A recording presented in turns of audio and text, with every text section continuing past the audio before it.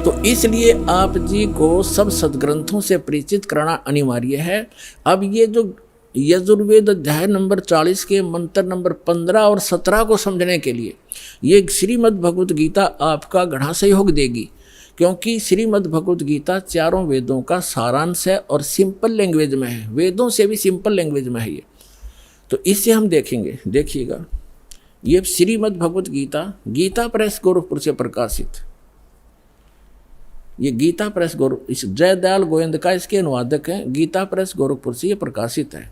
अब आपको दिखाते हैं 8वें अध्याय का 13वां श्लोक, ये देखिएगा, अध्याय नंबर 8 और श्रीमद् भगवत गीता अध्याय नंबर 8 और श्लोक नंबर ये 13 है। हम संस्कृत पढ़ेंगे, हम पढ़े हैं, शिक्षित हैं, हम पढ़े लिखे हैं। ओम इति एकाक्षरम ब्रह्म व्यवहारण माम अनुसमरण ये प्रियाति तजंदेहम स याति परमाम गतिम। 13वां, इसका अर्थ है कि माम ब्रह्म, जो गीता ज्ञानदाता श्री कृष्ण में बोल रहे हैं, माम ब्रह्म, मुझ ब्रह्म का, ओम इति एकाक्षर, ये ओम एक अक्षर है, नथिंग एल्स, और व्यवहारण अनुसमरण उच्चारण करके सिमरण करता हुआ, ये प्रियाति तजंदेहम, सांस यानी शरीर छोड़कर जाते समय भस्मांतम शरीरम, वेद में यजुर्वेद अध्याय नंबर 40 के मंत्र नंबर 15 में भस्मांतम शरीर लिखा है, और इसमें लिखा है ये प्रियाति तजंदेहम स याति परमाम गतिम, ओम से मिलने वाली जो परम गति है वो इस तरह प्राप्त होगी, मुझ ब्रह्म का, माम ब्रह्म, मुझ ब्रह्म का, ओम इति एक अक्षरम, ये ओम एक अक्षर है, सुमन करता हुआ, उच्चारण करके सुमन करता हुआ, ये प्रियाति तजंदेहम, जो शरीर छोड़कर जाता, स याति परमाम गतिम, वो परम गति को प्राप्त होता। ओम से मिलने वाली परम गति, ओम से मिलने वाली कौन सी परम गति है? ब्रह्मलोक प्राप्त होता है, क्योंकि ये ब्रह्म का सिमरन है, मंत्र है। और 8वें अध्याय के 16वें श्लोक में गीता जी में लिखा कि ब्रह्मलोक में गए हुए प्राणी भी पुनर्जन्म मृत्यु में आते हैं, वो भी पूर्ण मोक्ष प्राप्ति नहीं करते। लेकिन ये कंसेप्ट जो आज इतना ही क्लियर करना था कि ये ओम मंत्र ये ब्रह्म का है, और गीता ज्ञानदाता 8वें अध्याय के 1 में अर्जुन ने प्रश्न किया कि आपने जो 7वें अध्याय के 29वें श्लोक में जिस तत्ब्रह्म की जानकारी दी है, वो तत्ब्रह्म कौन है कि जिसको जानकर प्राणी केवल जरा और मरण से यानी बुढ़ापे के दुख और मृत्यु से छूटने का ही प्रयत्न करते हैं। तो वो किम तत्ब्रह्म, जिसको जानने के बाद प्राणी यहाँ की किसी वस्तु की इच्छा नहीं करता, गीता ज्ञानदाता ने 8वें अध्याय के 3रे श्लोक में कहा कि वो परम अक्षर ब्रह्म है, वो तो परम अक्षर ब्रह्म है, यानी गीता ज्ञानदाता से अन्य वो सुप्रीम पावर है। तो श्रीमद् भगवत गीता अध्याय नंबर 15 के श्लोक 1 से लेकर 4 में, 16 और 17 में स्पष्ट किया हुआ है, इन पूरे ब्रह्मांड की एक सतीथि बताई है कि उल्टा लटका हुआ संसार रूपी वृक्ष है, ऊपर को जो जड़ है वो तो पूर्ण परमात्मा है, सबका धारण पोषण करने वाला वो परम अक्षर ब्रह्म है, और जमीन से जो बाहर दिखाई देता है वो तना, वो जड़ तो प्रोक्ष है, गुप्त है, हिडन है, छुपी हुई है, और बाहर जो दिखाई देता है वो वृक्ष कहलाता है। तो परमात्मा ने खुद आकर अपनी वाणी में बोला है, अक्षर पुरुष एक पेड़ है, और सरपुरुष यानी ज्योत निरंजन वाकी डार, और तीनों देवा शाखा हैं, ये पात रूप संसार। और पेड़ जो जड़ है वो गुप्त है, तो जो जमीन से बाहर दिखाई देता तना उसको अक्षर पुरुष समझो, आगे उसके मोटी डार निकलती है उसको सरपुरुष समझो, उसके 3 शाखाएं हैं, रजगुण ब्रह्मा सतगुण विष्णु तमगुण शिव जी रूपी, ये शाखाएं समझो, और पात रूप हम सब संसार समझो। तो वृक्ष का पालन कहाँ से होता है? मूल से, जड़ से। तो श्रीमद् भगवत गीता अध्याय नंबर 1 से लेकर 4 और 16 और 17 मंत्र में ये स्पष्ट किया गया है कि तत्वदर्शी संत की पहचान भी बताई है कि तत्वदर्शी संत वो होगा जो इस उल्टे लटके हुए संसार रूपी वृक्ष के सभी विभागों को भिन्न भिन्न बता देगा। ये पहले तो परमात्मा आए थे, तत्वदर्शी संत की भूमिका भी वही करके जाते हैं, इसलिए वो एक प्रसिद्ध कवि भी कहलाते हैं, लोकोक्तियों के माध्यम से, कविताओं के माध्यम से ज्ञान सुनाते हैं। तो उन्होंने 600 वर्ष पहले बताया था अक्षर पुरुष एक पेड़ है, और सरपुरुष वाकी डार, और तीनों देवा शाखा हैं, ये पात रूप संसार। अब वो जड़ कौन बताओगा? जड़ तो उन्होंने गुप्त छोड़ दी, इस दास को भेजा कि वो जड़ कौन है? वो कबीर साहब है, वो परम अक्षर ब्रह्म है, वो मूल। तो 15वें अध्याय के गीता जी के 1 से 4 का अर्थ है कि हे गीता ज्ञानदाता कहता है कि अर्जुन, तत्वदर्शी संत की यह पहचान होगी कि उस संसार रूपी वृक्ष के सभी पार्ट्स को, सभी विभागों को, तना, डार, पत्ते, जड़ कौन है, तो जो बताता है सवेदवित, वो तत्वदर्शी संत है। उसके पश्चात तत्वदर्शी संत की प्राप्ति के पश्चात परमेश्वर के उस परम पद की खोज करनी चाहिए, जहां जाने के बाद साधक लौटकर कभी संसार में नहीं आते। और जिस परमेश्वर ने सारे ब्रह्मांडों की रचना की, और केवल उसकी भक्ति करना, मेरी भी नहीं करना, यदि पूर्ण मोक्ष चाहता है, जहां जाने के बाद फिर लौट कर नहीं आते, वहां जाना चाहता है। और फिर 15वें अध्याय के 16 और 17 बताया है कि 3 पुरुष हैं, सरपुरुष और अक्षर पुरुष। सरपुरुष तो ये ज्योति निरंजन काल है, अक्षर पुरुष उसका तना समझो, जो 7 संग ब्रह्मांड का स्वामी है, और सरपुरुष केवल 21 ब्रह्मांड का स्वामी है। और उसके 3 शाखा है जो वृक्ष के, वो रजगुण ब्रह्मा, सतगुण विष्णु, तम गुण शिव जी रूपी समझो। और फिर बताया है 15वें अध्याय के 17वें श्लोक में कि उत्तम पुरुष है तू अन्य परमात्मा इति उदाहरते। उत्तम पुरुष तो कोई और है, जिसको भगवान कहते हैं, परमात्मा कहते हैं, वही तीनों लोकों में प्रवेश करके सबका धारण पोषण करता है। अवैश्वर है, वो अविनाशी परमेश्वर है, सबका धारण पोषण वही करता है। जैसे मूल से, जड़ से पूरे पेड़ की, वृक्ष की पोषण होता है, परवरिश होती है। तो यहाँ ये स्पष्ट किया है। और कई आपको भ्रमित कर देंगे कि गीता अध्याय नंबर 15 के श्लोक नंबर 18 में गीता ज्ञानदाता कहता है कि मैं लोक वेद में पुरुषोत्तम प्रसिद्ध हूँ। तो पुण्यात्माओं, वहाँ ये क्या कहता है कि मेरे अंतर्गत जितने भी प्राणी हैं 21 ब्रह्मांड में, इनसे मैं श्रेष्ठ हूँ, इनसे मजबूत हूँ, इनसे बलवान हूँ, ताकतवर हूँ, बुद्धिमान हूँ। इसलिए लोक वेद में इस दंत कथा के आधार से मैं पुरुषोत्तम प्रसिद्ध हूँ। आई एम नॉट पुरुषोत्तम, क्योंकि उसने तो 15वें अध्याय के 17वें श्लोक में स्पष्ट कर दिया कि पुरुषोत्तम तो कोई और है, उत्तम पुरुष है तू अन्य परमात्मा इति उदाहरते। तो कहने का भाव ये है पुण्यात्माओं, एक तो 2 परमात्मा से दोगे। गीता अध्याय नंबर 18 के श्लोक नंबर 62 में और 66 में गीता ज्ञानदाता स्वयं कहता है कि अर्जुन, तू सर्वभाव से उस परमेश्वर की शरण में जा, उस परमेश्वर की कृपा से ही तू परम शांति को और सनातन परम धाम को प्राप्त होगा। यानी परम शांति चाहिए और शाश्वत स्थान जहाँ जाने के बाद फिर लौटकर कभी संसार में नहीं आते, वो चाहिए। तो उस परमेश्वर की शरण में जा, यानी गीता ज्ञानदाता से अन्य है। और फिर उसके विषय में बताया कि चौथे अध्याय के 32 और 34 मंत्र में स्पष्ट किया है कि वो परमात्मा अपने मुख कमल से आके ज्ञान देता है, वो तत्व ज्ञान है। उसके मुख कमल से बोलेगी वाणी में, सच्चिदानंद घन ब्रह्म की वाणी में वो यज्ञों की जानकारी, यानी धार्मिक अनुष्ठानों की जानकारी विस्तार से कही गई है। वो तत्व ज्ञान है। उस तत्व ज्ञान को तो तत्वदर्शी संतों से पूछ, मैं नहीं जानता। यदि जानता होता गीता ज्ञानदाता तो एक अध्याय और बना देता। इसलिए उसने कह दिया है कि तत्वदर्शी संतों से पूछो।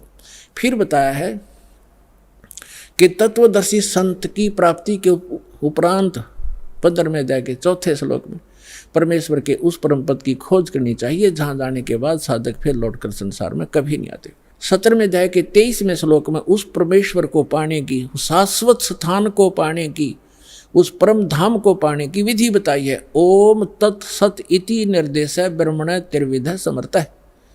उस सच्चिदानंद घन ब्रह्म के पाने का इस 3 मंत्र के जाप का निर्देश है, फाइनल फैसला है, नथिंग एल्स। तो गीता ज्ञानदाता ने अपना नाम तो ओम स्पष्ट कर ही दिया। तत् और सत ये सांकेतिक हैं, ये तत्वदर्शी संत के लिए छोड़ दिए। तो वो तत्वदर्शी संत ये रामपाल दास, सतलोक आश्रम बरवाला, जिला हिसार में है। इसके पास वो कंप्लीट कोर्स है। तत् और सत ये सांकेतिक है। तत् ये सरपुरुष का मंत्र है, ये अन्य मंत्र है, तत् नहीं है, अन्य मंत्र है। और सत ये परम अक्षर ब्रह्म का मंत्र है, जाप है, वो अन्य मंत्र है। उसको सार शब्द भी कहते हैं, सार नाम भी कहते हैं, आदि नाम भी कहते हैं। तो ये कंप्लीट कोर्स है उस परमेश्वर के पाने का। और वो कंप्लीट कोर्स उस तत्व ज्ञान के अंदर है जो परमात्मा ने स्वयं आकर बोला है। उसमें कंप्लीट ज्ञान है, कंप्लीट कोर्स है। प्रथम मंत्र सतनाम, फिर सार नाम, इससे मोक्ष होगा।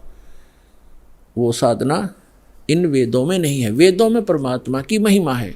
परमात्मा कबीर जी ने 600 वर्ष पहले अपनी अमृतवाणी में तत्व ज्ञान में कहा था कि वेद मेरा भेद है, मैं ना मिलूं वेदन के माही, और जौन वेद से मैं मिलूं। ये वेद जानते नहीं, ये चारों वेद मेरी महिमा का गुणगान करते, लेकिन इन वेदों में वर्णित विधि से मेरी प्राप्ति नहीं हो सकती। और जिस ज्ञान से, जिस वेद से, उस तत्व वेद से मैं मिलूं, वो ज्ञान इन वेदों में नहीं। ये वेद जानते नहीं। वेद मेरा भेद है, मैं ना मिलूं वेदन के माही, और जौन वेद से मैं मिलूं। ये वेद जानते नहीं। उसको बताने के लिए स्वयं परमात्मा थे। तो हमारा जो प्रसंग चल रहा है, हमने पुरुष को सिद्ध करना। पुरुष माने परमात्मा। ये देखिएगा, श्रीमद् भगवत गीता रख दी, यजुर्वेद उठा लिया, और ये महर्षि दयानंद सरस्वती द्वारा ही अनुवादित है। ये यहाँ से प्रकाशित है। ये वही वाला है जो हम पढ़ रहे थे अभी थोड़ी देर पहले। ये वही वाला है। हम 4400 अध्याय पढ़ रहे हैं, 40वां अध्याय यजुर्वेद का।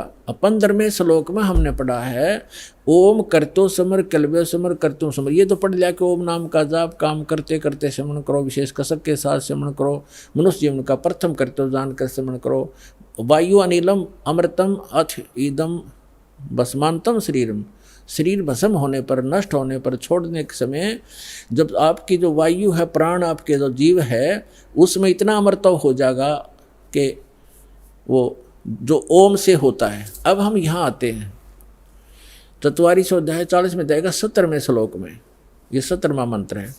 इसमें लिखा है हे मनुष्यों, जैसे ज्योत स्वरूप रक्षक मुझसे, गीता वेद ज्ञान दाता कहता है, मुझसे अविनाशी यथार्थ कारण के आच्छादित मुख के तुल्य उत्तम अंग का प्रकाश किया जाता है, या किया जाता है आना चाहिए। और वह प्राण व सूर्य लोक में पुरुष है। ये पुरुष शब्द है संस्कृत में। पुरुष माने पूर्ण परमात्मा। हमने पुरुष सिद्ध करना था यहाँ से। पुरुष माने पूर्ण परमात्मा। एक तो ये खुद कहता है कि मैं ज्ञान दे रहा हूँ, हे मनुष्य, क्योंकि ज्योत स्वरूपी रक्षक मुझसे, ये ज्योत स्वरूपित है काल, मुझसे जो अविनाशी यथार्थ कारण के आच्छादित मुख के तुल्य उत्तम अंग का प्रकाश किया जाता है, यानी ज्ञान दिया जा रहा है। जो वह वेद ज्ञान दाता कह रहा है कि जो वह प्राण व सूर्य मंडल में पूर्ण परमात्मा है, वह तो प्रोक्ष है।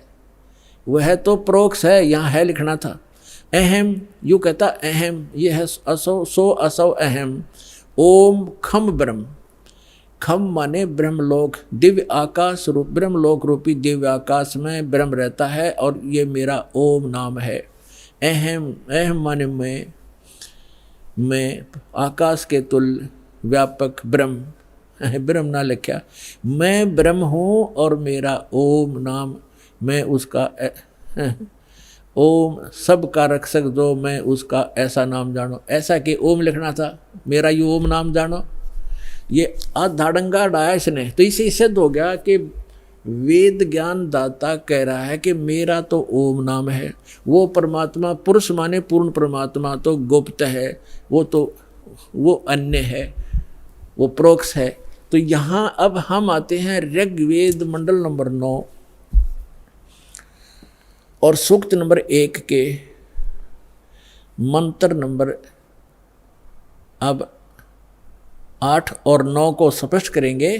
पहले तो हमने पुरुष का अर्थ इन्हीं के इन इंजीनियरों से लेना पड़ेगा, क्योंकि नहीं तो ये बहका देंगे आपको।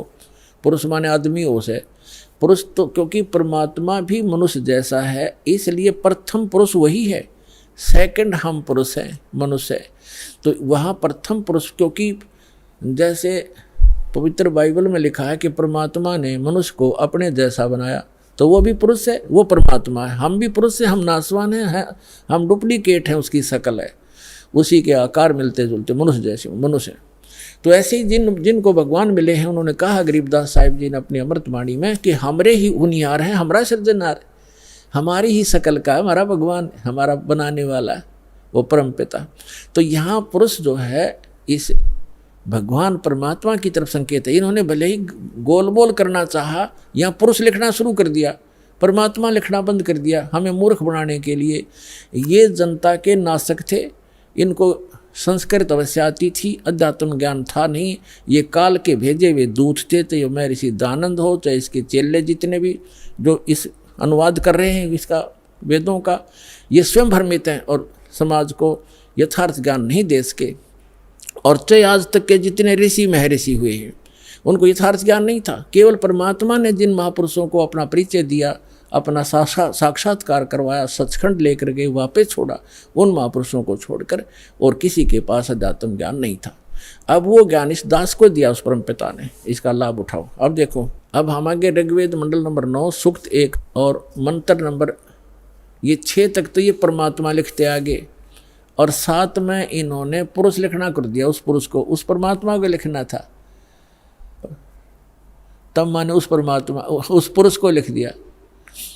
कोई बात है यार, यहाँ गड़बड़ कर दी। अब पुरुष माने परमात्मा, आपको पूर्ण परमात्मा, तो हम इसको पूर्ण परमात्मा बोलेंगे।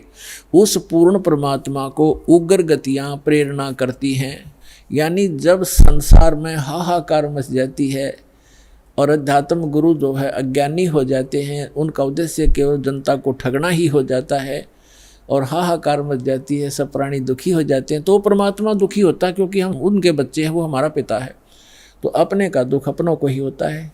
तो फिर वो परमात्मा उन उग्र गतियों से प्रेरित होकर 600 वर्ष पहले परमात्मा आए थे, ऐसा ज्ञान बता गए थे, एकदम शांति हो गई थी समाज में जो अभी तक चल रही थी। कोई लूटा खसोटी नहीं थी, प्यार से रहते थे, कोई किसी की आत्मा दुखाते समय डरता था भगवान से। अब आग लगी है, सब पूरे विश्व में माया माया दिखाई देती है, ना कोई लाज रही, ना कोई शर्म रहा, ना भगवान का डर रहा।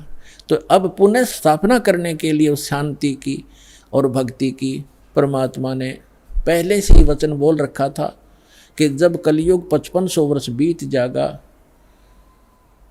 तब मैं अपना दास भेजूंगा, उसको पूर्ण ज्ञान दूंगा। वैसे तो भगवान ने कहा था मैं स्वयं आऊँगा 12वें पंथ में, गरीबदास वाले पंथ में। परमात्मा नहीं आए तो दास को भेज दिया, वो कंप्लीट स्पिरिचुअल नॉलेज और पूरी पावर देकर, उस परमात्मा ने अपनी पावर देकर।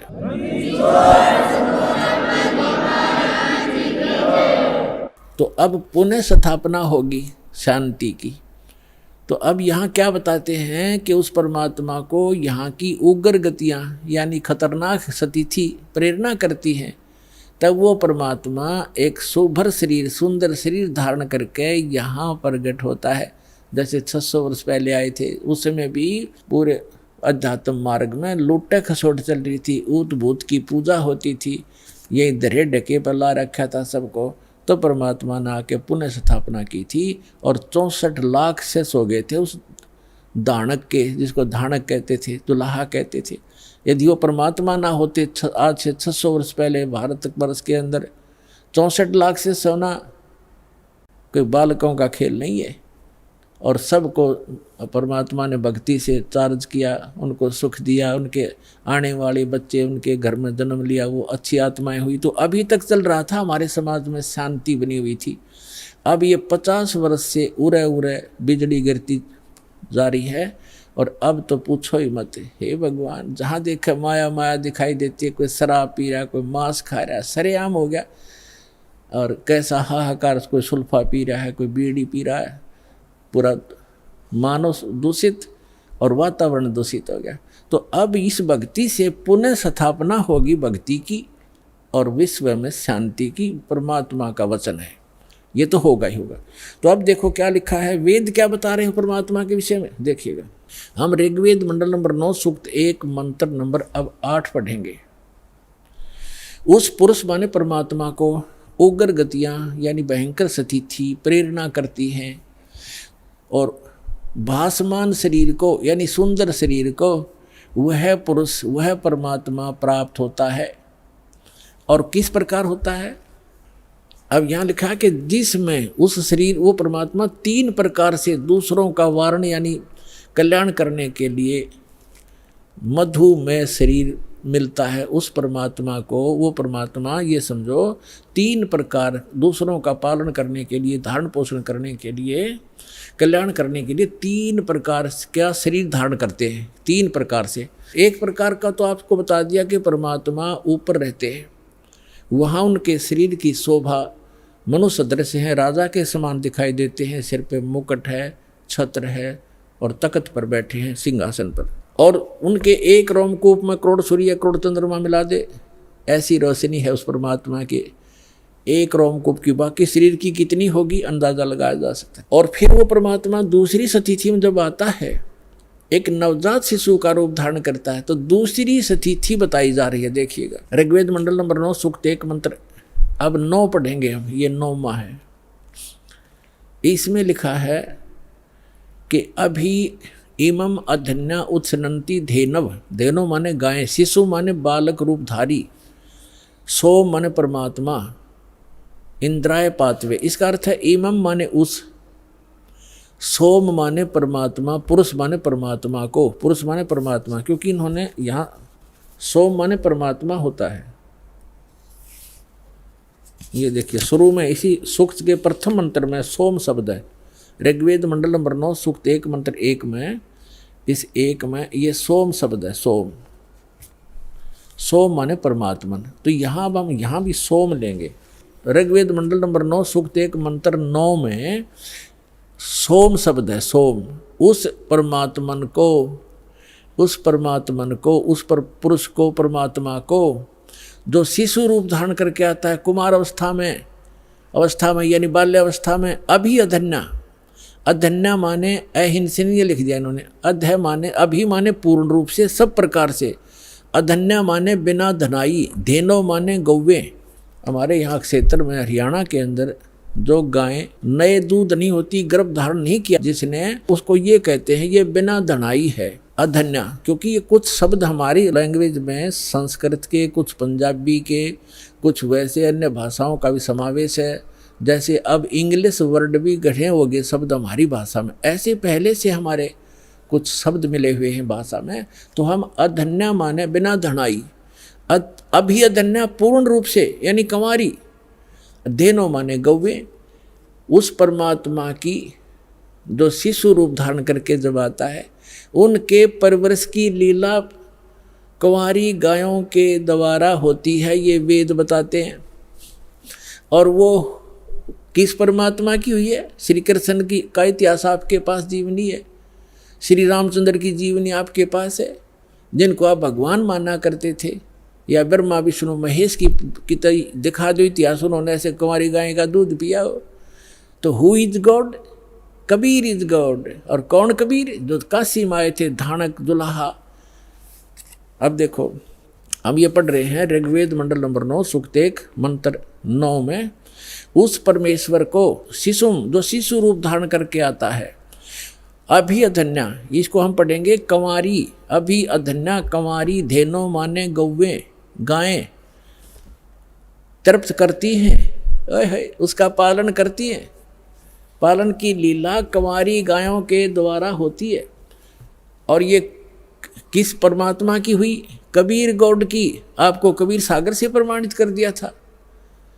और जिन महापुरुषों ने परमात्मा मिले और सचखंड लेकर गए, जिनको परमात्मा मिला, उनमें कौन कौन है? आदरणीय धर्मदास साहिब जी, आदरणीय मुलुकदास साहिब जी, आदरणीय नानक साहिब जी, आदरणीय दादू साहिब जी, आदरणीय गरीबदास साहिब जी, गांव छुरानी जिला झज्जर हरियाणा वाले, आदरणीय श्री गीसा दास साहिब जी, गांव खेखड़ा जिला मेरठ उत्तर प्रदेश वाले, और आदरणीय स्वामी रामानंद जी जो ब्राह्मण थे, 104 वर्ष के हो गए थे, परमात्मा उसमें 5 वर्ष के थे। 99 वर्ष की एज के अंदर डिफरेंस था। कबीर साहब 4 वर्ष की लीला में शरीर में थे जब शिशु रूप धारण करके प्रकट हुए थे, और 104 वर्ष के उस विद्वान पुरुष के छक्के छुड़ा दिए परमात्मा ने ज्ञान के अंदर। तब उसने कहा था कि मैं जब मानूंगा, मैं अंदर समाधि लगाता हूँ, मैं समाधि में आपके दर्शन कर लूँ। तो परमात्मा ने समाधि लगवाई उसकी, फिर लेके गए ऊपर सचखंड में। वो वहाँ देखा वास्तविक एक काल ने धोखा देने के लिए यहाँ पर स्वर्ग बना रखे, और यहाँ की 4 मुक्तियाँ बता रखी हैं। चारों मुक्ति का भी समय सीमित है।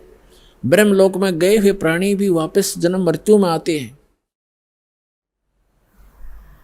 और केवल उस अमरलोक में शाश्वत स्थान में गए हुए प्राणी फिर कभी लौट कर संसार में नहीं आते।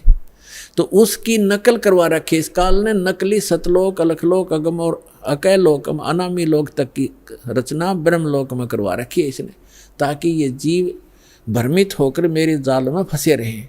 अब समर्थ आते हैं, उनका ज्ञान समर्थ होता है, उनका काम भी समर्थ होता है, उनकी हर गति समर्थ होती है। तो उस परमात्मा का ज्ञान अनमोल है, उसमें कोई त्रुटि नहीं है और उनकी जो भक्ति विधि वो भी कंप्लीट है। और साधक भी यदि श्रद्धा से करेगा तो वो भी पूर्ण लाभ प्राप्त कर सकता है।